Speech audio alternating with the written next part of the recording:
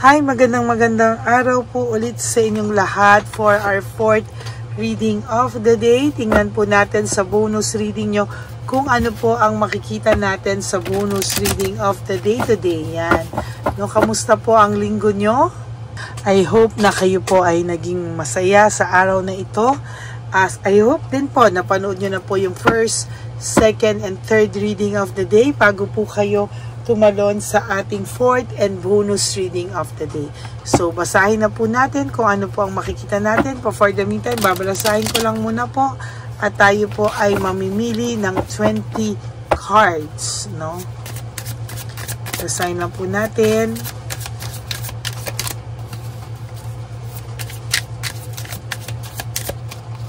Yan. Please, no skipping of ads. Huwag nyo rin po skip ang video na ito ng ganito pag tayo ay nagaganito dahil tayo po kumukuha po ako ng koneksyon dito sa ating pagbabalasa.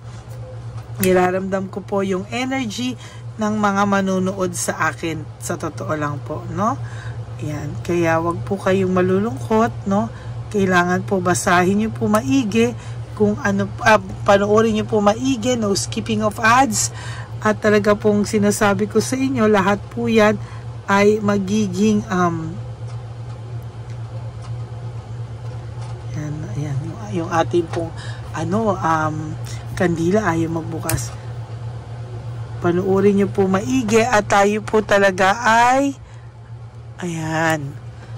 babasahin po natin kung ano ba talaga ang mensahe para sa inyo, para sa bonus and fourth reading of the day. Tingnan po natin kung ano po ang makikita natin sa ating baraha ngayong araw na to. I hope napanood nyo na yung first, second, third reading kahapon and the fourth reading kahapon.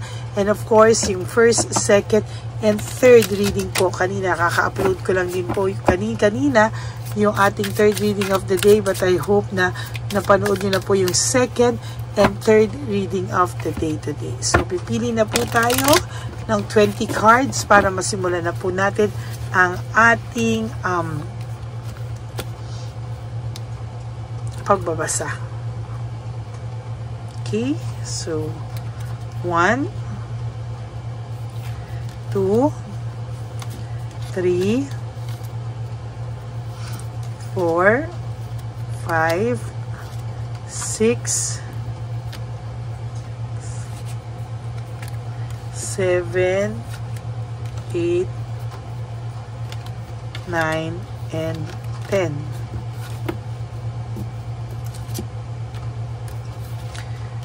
11, 12, 13, 14, 15,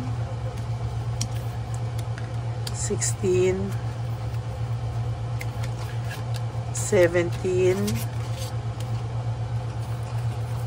18, 19, and 20. Okay?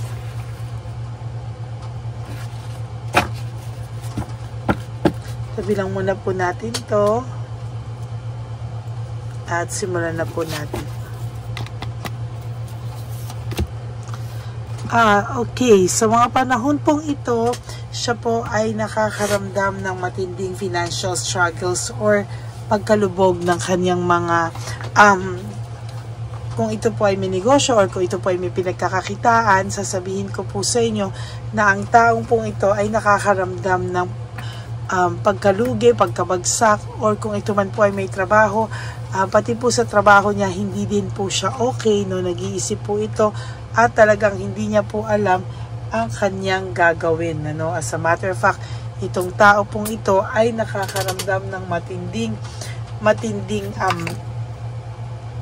lungkot, no? Bakit siya nakakaramdam ng matinding lungkot? Kasi po itong tao pong ito sa mga oras ngayon ay nahihirapan po siya, no, sa mga problemang dinadaanan niya ngayon kasi po ito pong taong to ay sanay na may kakampi. no? Sanay siyang may kakampi, sanay siyang may nag-aasikaso sa kanya, at sa totoo lang po, ikaw po yun, ano? Pero nung nawala ka po sa buhay niya, on your own na po itong taong to. Lahat po ng pagsasaksak, lahat po ay sa kanya po, no? Lahat po niyan ay parang nawala sa kanya, sinaksak po siya ng sinaksak ng mga problema, stress, kamalasan, lahat po yan, no? Dahil po sa karma niya ng pag-iwan sa'yo, at ikaw pa po yung pinasama sa mga tao. Kaya po sinisingil po siya ng tadhana, no? Na ayan po ang problema niya, no? Parang siya po lahat ang umaani ng kamalasan, na ang akala niya po ay magiging masaya siya, no? Sabi ko po sa inyo kanina, isang araw bigla tong susulpot sa harapan niyo, no? So parang ang nakikita ko dito, iniisip niya po na ano daw ang magiging pakiramdam mo kung isang araw nga ay bigla na lang mag-cross ang landas nyo, at kayo pong dalawa ay magtagpo at magkitang muli, no? Ano raw po ba ang iyong mararamdaman, ano? Para ka raw po bang mababaliw? Hindi mo daw po ba alam kung ano raw po ang magiging reaction mo? Magagalit ka ba? Sasaktan mo ba siya? Kakausapin mo ba siya ng matino? Iniisip niya po kung ano ang magiging reaction mo pag isang araw sumulpot nga siya sa harapan mo at biglang nagpakita sa'yo, no? Masyasya ka ba? No? Parang nakakita ka ba ng multo? Yan po talaga ang iniisip niya, no? Iniisip niya ano daw ang magiging reaction mo pag bigla nga nag-cross ang landas nyo.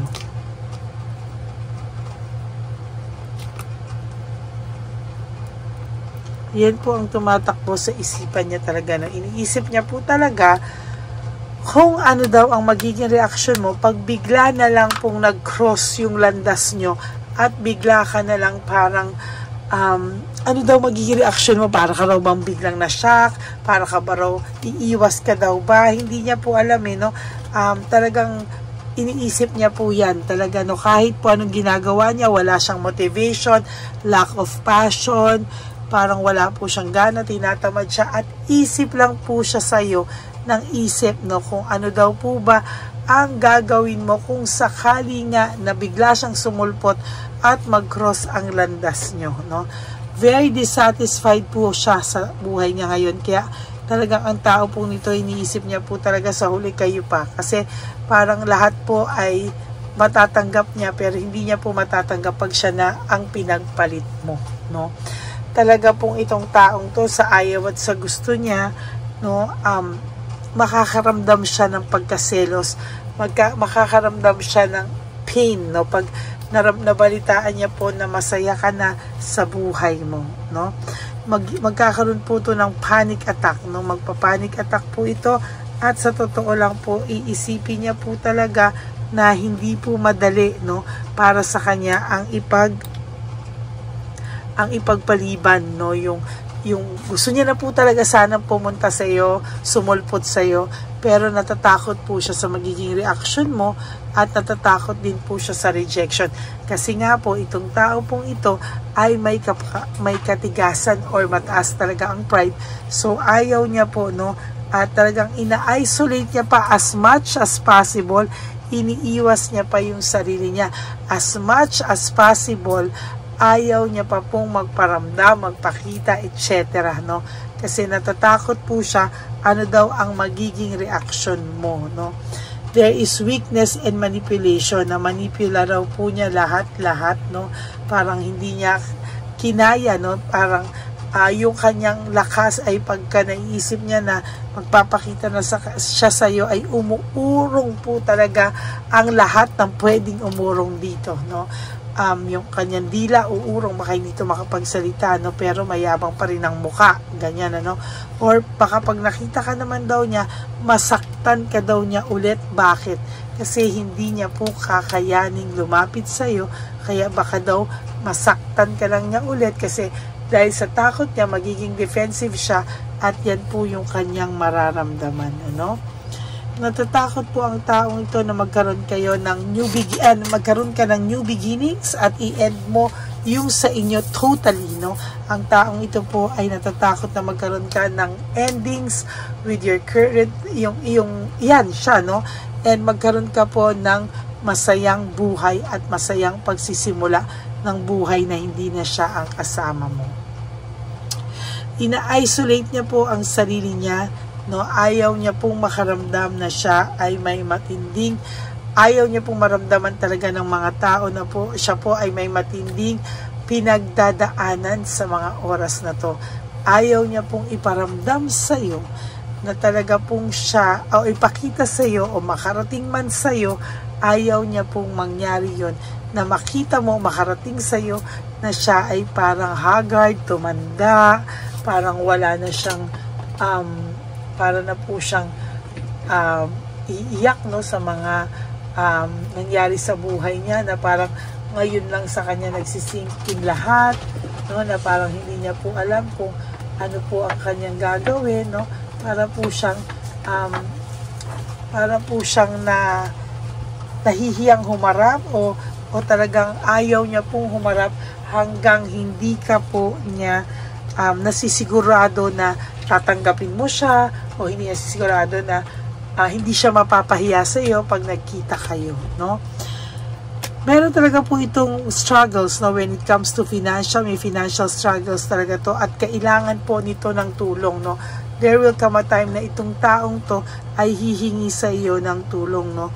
Masakit man, pero wala po siyang choice, no? Kailangan niya pong gawin, kasi pakiramdam niya balang araw wala namang ibang taong tutulong sa kanya kung hindi ikaw. Kahit po ikaw ay binitray niya, alam niya po sa sarili niya na dahil po binitray ka niya, alam niya po sa sarili niya na kaya kanya binitray kasi mapapatawad at mapapatawad mo pa rin daw siya.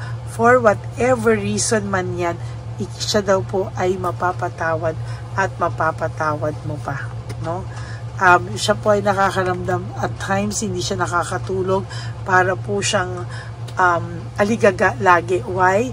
Because yan po yung kanyang nagawa sa iyo, no?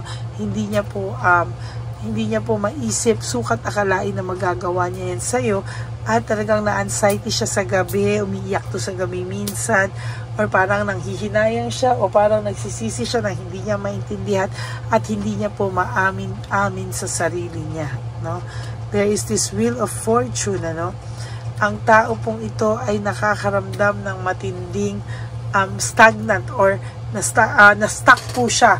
Kung ano man po yung buhay niya ngayon, siya po ay na-stuck sa failure, sa depression, sa sadness, sa delays ng buhay, sa problema, no? Panay problema po ito, at marami pong bad luck na mangyayari o darating po sa taong ito, no? Hindi niya po gusto yan, pero yan po ay mangyayari talaga, no? Siya po ay makakaramdam ng mga bad luck po talaga, at depression, ano? At talagang makakaramdam po siya ng struggles sa lahat ng anggulo ng buhay niya. Siya po ay makakaramdam ng struggles, no?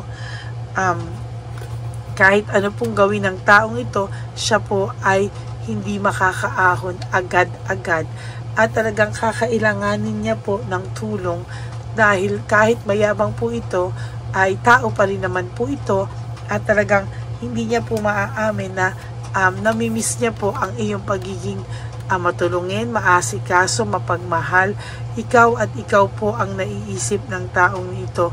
Right at this very moment, talagang ikaw po ang laman ng isip nito. Huwag ka na pong magtaka kung minsan po pakiramdam mo po sa taong ito ay naiisip ka, hindi ka pinapatulog. That is so true, no? Ang tao niyo po ay minimeditate kayo, kinakausap kayo, talagang kinakausap kayo. Kaya if I were you, kung may insenso po akong ilabas ulit, no, pero titingnan lang po natin, masyado kasing malapit no? Baka next week po tayo, next week po ako maglabas kasi masyado pong malapit baka mas magandang may konting space po yung insenso natin. So yan, every 2 weeks po ako siguro maglalabas, no? So, ayan po ang nakikita ko sa inyo sa 4th and bonus reading of the day. I hope na naka-resonate po kayo, and if you do, can you please give me a like? Sorry po, natamaan ko.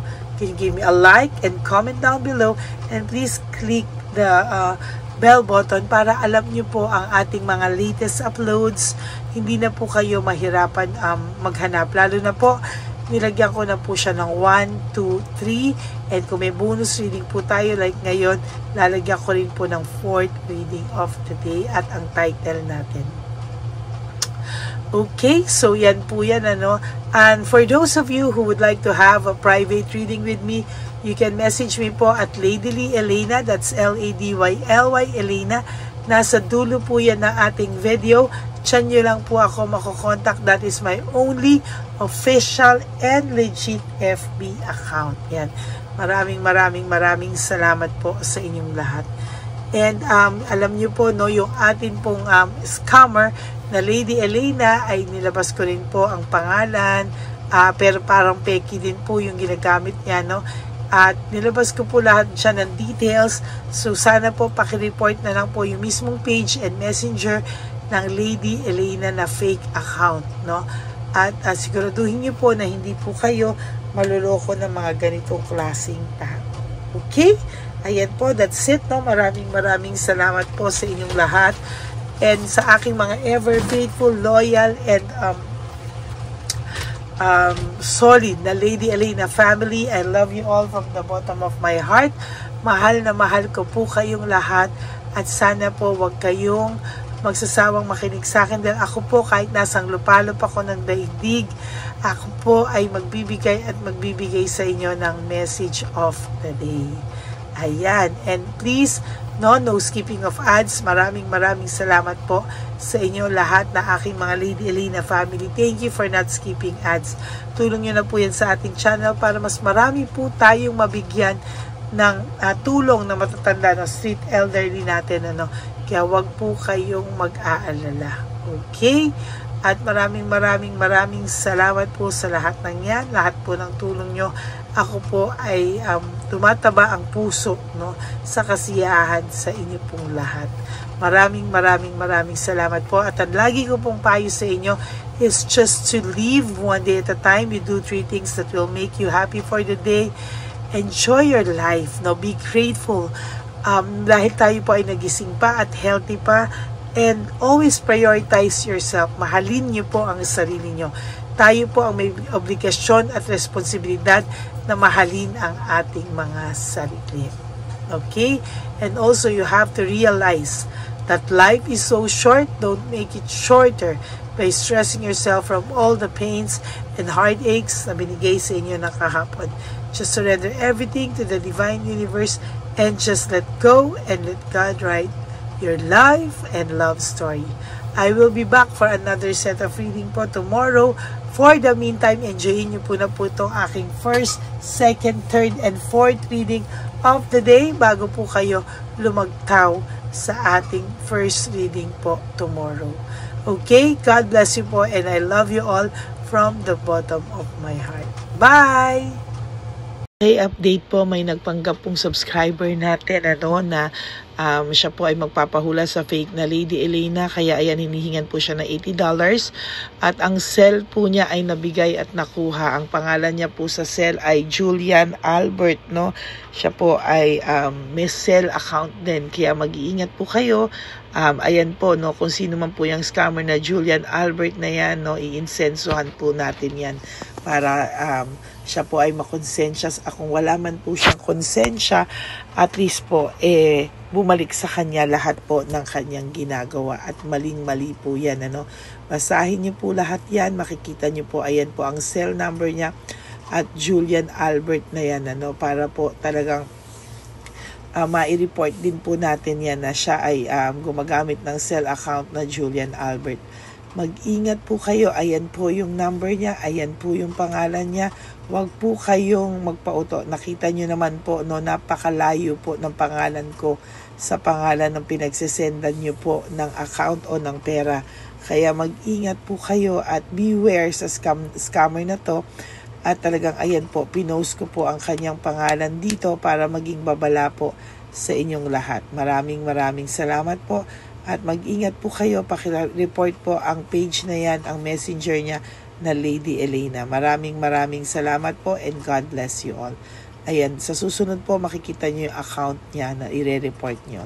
Salamat po na marami.